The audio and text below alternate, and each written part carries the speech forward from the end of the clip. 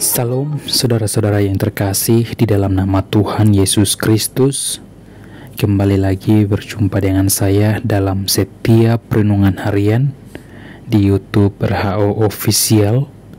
Doa dan harapan saya kiranya Tuhan yang kita agungkan, Allah yang kita sembah, selalu menyertai dan melindungi kita dalam setiap aktivitas yang Tuhan percayakan kepada kita.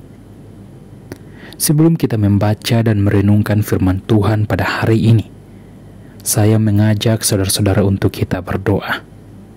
Mari kita berdoa. Terima kasih Tuhan buat penyertaan-Mu dalam kehidupan kami.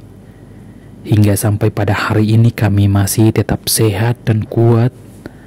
Itu semua karena kasih dan penyertaan Tuhan yang terus Engkau nyatakan di dalam kehidupan kami. Dan pada kesempatan hari ini ya Tuhan, sebelum kami membaca dan merenungkan firman Tuhan, hamba berdoa buat mereka yang terus mengikuti renungan harian dalam YouTube channel ini. Tuhan berkati mereka dalam setiap aktivitas apapun yang mereka kerjakan sepanjang hari ini. Tuhan berkati, lindungi mereka, jauhkan mereka dari segala ancaman, apapun yang mengancam kehidupan mereka. Yang sakit juga Tuhan sembuhkan. Yang punya pergumulan, persoalan apapun, Tuhan berikan jalan terbaik bagi mereka. Ataupun yang mungkin saat ini mereka sedang bergumul mencari pekerjaan atau diperhadapkan dengan berbagai kegelisahan, hamba berdoa dari tempat ini, Tuhan berkati mereka. Engkau hadir di dalam kehidupan mereka. Engkau yang menghibur mereka. Biar terus mereka mengandalkan Tuhan di dalam kehidupan mereka. Dalam setiap persoalan, kegelisahan yang mereka hadapi, mereka terus mengandalkan Tuhan di dalam kehidupan mereka. Bapa di surga, pada kesempatan hari ini, sebelum kami membaca dan merenungkan firman Tuhan, kami datang dan mengundang kuasa Roh Kudus yang memberikan hikmat pengetahuan kepada kami, agar lewat firman yang kami renungkan hari ini, menjadi berkat-berkat baru di dalam kehidupan kami. Di dalam nama Tuhan Yesus Kristus, firman-Mu yang hidup itu kami berdoa. Amin. Saudara-saudara yang terkasih di dalam nama Tuhan Yesus Kristus, firman Tuhan pada hari ini terambil dalam Ibrani pasal 1 ayat 5 sampai ayat yang ke-14. Anak Allah lebih tinggi daripada malaikat-malaikat. Karena kepada siapakah di antara malaikat-malaikat itu pernah ia berkata, "Anakku Engkau telah kuperanakan pada hari ini, dan aku akan menjadi bapaknya, dan ia akan menjadi anakku." Dan ketika ia membawa pula anaknya yang sulung ke dunia, ia berkata, "Semua malaikat Allah harus menyembah dia." Dan tentang malaikat-malaikat ia berkata, "Yang membuat malaikat-malaikatnya menjadi badai, dan pelayan-pelayannya menjadi nyala api."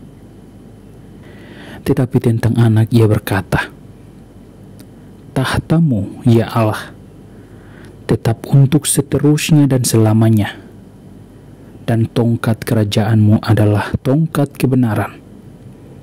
Engkau mencintai keadilan dan membenci kefasikan. Sebab itu Allah-Mu telah mengurapi Engkau dengan minyak sebagai tanda kesukaan, melebihi teman-teman sekutumu. Dan pada mulanya, ya Tuhan, Engkau telah meletakkan dasar bumi, dan langit adalah buatan tangan-Mu. Semuanya itu akan binasa, tetapi Engkau tetap ada, dan semuanya itu akan menjadi usang seperti pakaian. Seperti jubah akan Engkau gulungkan mereka, dan seperti persalinan mereka akan diubah. tetapi engkau tetap sama, dan tahun-tahunmu tidak berkesudahan. Dan kepada siapakah di antara malaikat itu pernah ia berkata, duduklah di sebelah kananku, sampai kubuat musuh-musuhmu menjadi tumpuan kakimu?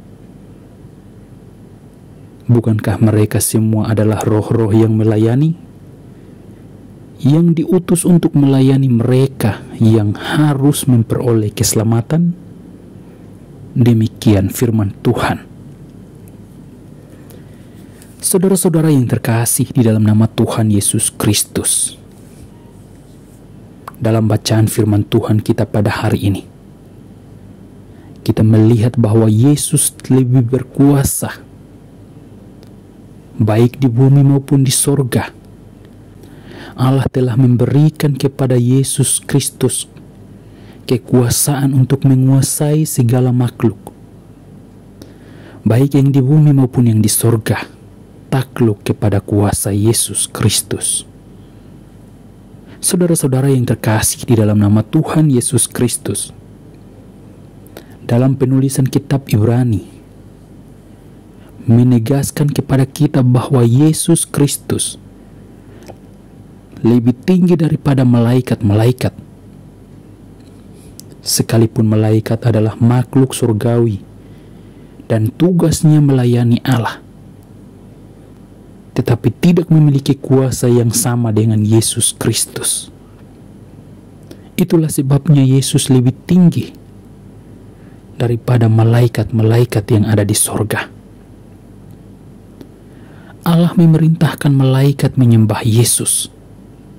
Hal ini kita bisa lihat dengan jelas dalam ayat yang ke-5 sampai ayat yang ke-6. Karena Yesus layak disembah oleh segala makhluk, baik di bumi maupun di sorga. Hal ini kita bisa melihat di mana malaikat hanya sebagai pelayan, tetapi Yesus adalah Raja yang duduk di sebelah kanan Allah dengan tongkat kerajaan yang kekal, yang diberikan kuasa Allah Bapa kepada Yesus Kristus. Karena Yesus Kristus adalah anak Allah yang memiliki hubungan yang sangat begitu erat dengan Bapa di sorga. Hal ini kita bisa lihat di dalam ayat yang ke-7 sampai ayat yang ke-8. Saudara-saudara yang terkasih di dalam nama Tuhan Yesus Kristus, kita juga melihat bagaimana penulis kitab Ibrani mengajarkan kepada kita bahwa tidak ada malaikat yang pernah dipanggil sebagai anak oleh Allah sendiri. Hanya Yesus Kristus yang diakui sebagai anak yang memiliki kuasa yang jauh melebihi malaikat-malaikat di sorga. Oleh karena kuasanya sebagai anak Allah dan perannya sebagai Raja dan keilahiannya sebagai firman, Yesus memiliki kedudukan yang jauh lebih tinggi daripada malaikat. Yesus bukan hanya nabi atau utusan, tetapi Dia adalah Allah yang berkuasa atas segala sesuatu, baik kehidupan yang kita miliki hari ini. Yesus sangat berkuasa dalam hidup kita. Apapun yang kita hadapi, baik itu kegelisahan, kekhawatiran, Yesus lebih berkuasa dan Dia menaklukkan segala kekhawatiran, segala kuasa-kuasa kegelapan. Bahkan Ia menjamin kehidupan kekal kepada kita karena hanya Yesus satu-satunya jalan untuk memperoleh keselamatan. Keagungan dan kemuliaan Yesus Kristus memberikan keteguhan iman kepada kita sebagai umat pilihannya. Dimanapun kita berada, kita sebagai anak-anak Allah, sudah harusnya kita mengutamakan Yesus di dalam hidup kita. Dalam setiap keterbatasan kita, kelemahan kita, dalam pikiran kita, biarlah Yesus yang kita utamakan di dalam hidup kita. Karena Yesus telah berkorban di atas kayu salib untuk menebus dosa-dosa kita. Dibayar bukan dengan barang yang fana atau dengan emas dan perak, tetapi dengan darahnya yang begitu mahal. Hal ini mengajarkan kepada kita, apapun situasi dan keadaan yang kita hadapi hari ini, percayalah bahwa Yesus sanggup menolong kita. Yesus yang menguatkan kita. Yesus yang menghibur kita ketika kita lemah dan tidak berdaya. Saudara-saudara yang terkasih di dalam nama Tuhan Yesus Kristus, hal ini mengajarkan kepada kita bahwa menyembah Yesus dengan sepenuh hati adalah bagian dari kehidupan kita yang harus kita lakukan. Karena Dia adalah Allah yang layak menerima pujian, penghormatan, dan penyembahan daripada kita. Tidak ada nama lain yang dapat kita agungkan selain daripada Yesus Kristus yang memberikan keselamatan kepada kita. Dan karena kita menyembah Yesus yang memiliki kuasa melebihi segala makhluk-makhluk yang di sorga maupun makhluk-makhluk yang di dalam dunia ini, kita adalah orang yang beruntung ketika kita menerima Yesus sebagai Tuhan dan Juru Selamat di dalam kehidupan kita. Saudara-saudara yang terkasih di dalam nama Tuhan Yesus Kristus, dari firman Tuhan ini mengajarkan kepada kita agar jangan memiliki keraguan sedikit pun tentang Yesus Kristus di dalam hidup kita. Datanglah kepada Yesus, mengakui kehidupan kita, terima Dia sebagai Tuhan dan Juru Selamat di dalam hidup kita. Dia yang berkuasa dalam hidup kita. Segala sakit penyakit, apapun yang kita alami hari ini, percayalah dengan sepenuh hati bahwa Yesus sanggup menyembuhkan kita dari segala jenis penyakit yang kita alami hari ini. Yesus yang berkuasa atas kuasa-kuasa kegelapan di dalam dunia ini, kuasa sakit penyakit, apapun yang kita hadapi dan kita alami, datanglah kepada Yesus dan terus menyerahkan hidup kita. Berseru kepada Yesus. Yesus tidak membiarkan kita. Ketika kita datang dan terus memanggil Yesus di dalam hidup kita, menyerahkan hidup kita kepadanya, maka Ia adalah Allah yang berkuasa di dalam kehidupan kita. Mari kita berdoa. Terima kasih Tuhan buat firman yang sudah kami renungkan pada hari ini.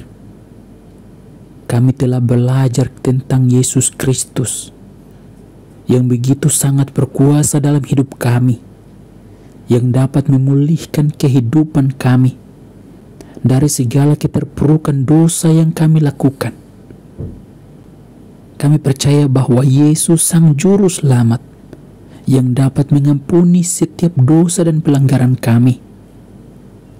Dan ketika kami datang dan berdoa dan berseru memohon pertolongannya, Ia berkuasa mengampuni kami, memulihkan keadaan kami, menyembuhkan kami ketika sakit.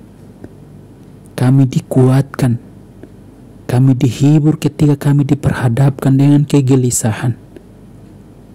Karena itu ya Tuhan, ampunilah dosa dan kesalahan kami, dan kami mau datang untuk mengakui Yesus di dalam hidup kami. Pakai hidup kami dimanapun kami berada ya Tuhan.